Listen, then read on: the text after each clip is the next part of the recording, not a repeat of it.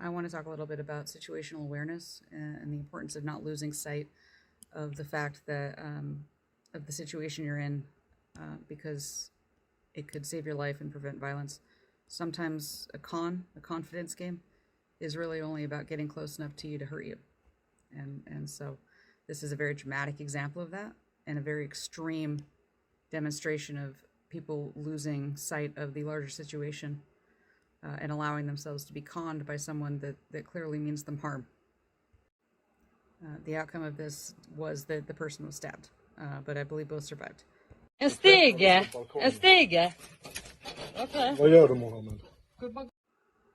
So already we have a situation where we see that a man is behaving inappropriately and unexpectedly, and doesn't seem to be responding to cues that he's behaving inappropriately, which suggests that he may have a plan that he is intentionally carrying out, and doesn't care about social feedback. And these are all red flags that somebody may mean you harm. Obviously, this is a pretty dramatic example of that, of somebody trying to break into your home. Vad gör du? Tror du du kommer upp här? Tror du du kommer upp här? Okay, I don't speak what sounds like Arabic based on the wallah he says in a second, but I know when I've heard the same thing twice, and so he's now told the guy twice, don't keep going up here, like stop. That's the universal symbol for stop. And so now we can see that even though he's climbing a clearly rickety and unsafe ladder to break into your house, he's also holding a weapon at the same time in his hand. So we're not talking about someone who's exercising good judgment, in addition to all the other red flags. But we're going to sit here and continue to try to reason with him, because...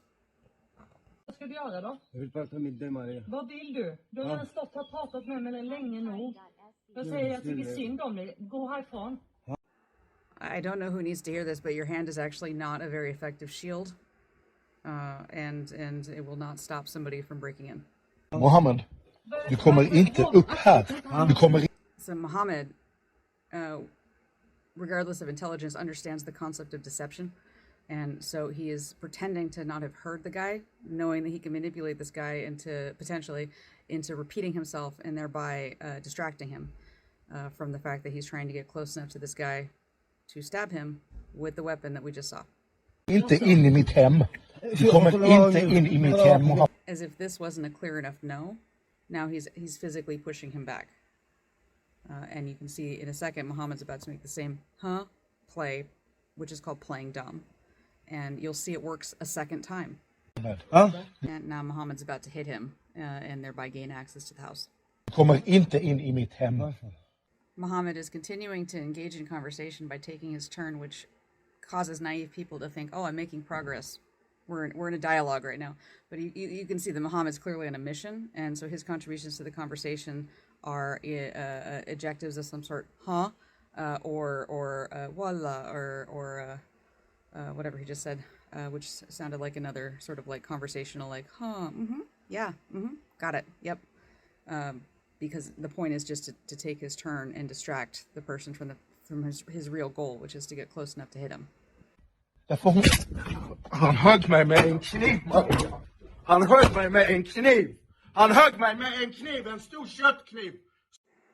So we see the knife again, and it appears that he's told the woman to run, but the woman was sacrificing her head start by standing there for so long, because he was clearly willing to occupy the guy trying to climb up the ladder, but she apparently thought that there might be some other outcome to this, like maybe he was going to fend him off at the window or something, which he clearly wasn't willing to do because he lacked situational awareness. So he didn't understand that there was never any chance of talking this guy back down the ladder.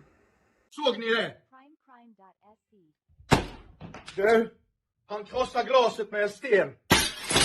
So we're standing here, we're watching that the guy has a knife and a giant rock, and we know that the door is made of glass.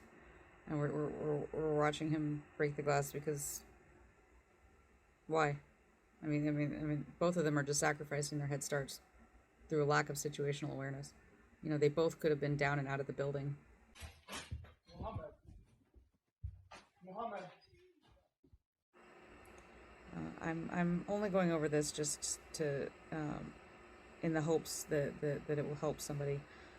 avoid standing there and avoid getting conned by somebody who's trying to con them in this manner, and that could prevent them from being injured or worse.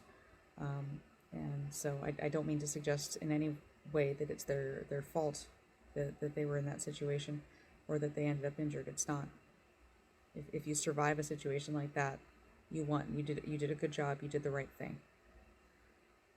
But there's always a better kind of right, I guess, if that makes sense.